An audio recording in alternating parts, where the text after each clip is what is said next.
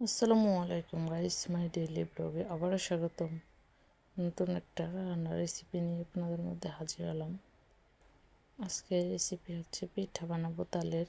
এদিকে নারকেল কোড়া দিয়ে চিনি দিয়ে দিচ্ছি, গুঁড়ো দুধ দিয়ে দিচ্ছি, দিয়ে আটা দিয়ে দিচ্ছি,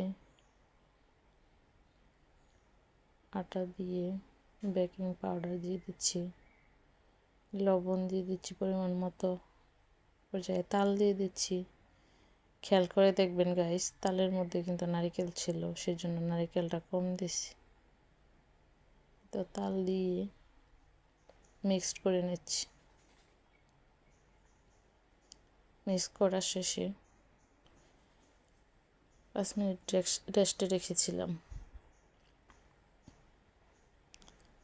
তো এ পর্যায়ে কড়াই বসিয়ে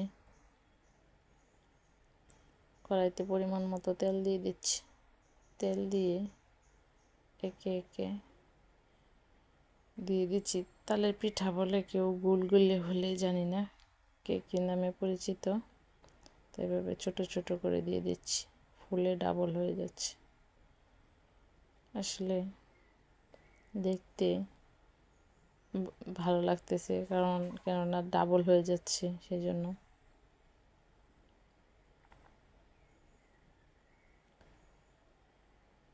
হয়ে এসেছে, নামিয়ে নিচ্ছি। নামিয়ে আবারও দিয়ে দিচ্ছি। দ্বিতীয় ধাপ ছিল এটা। সবাই বেশি বেশি লাইক, শেয়ার, ফলো দিবেন, সাবস্ক্রাইব করতে ভুলবেন না।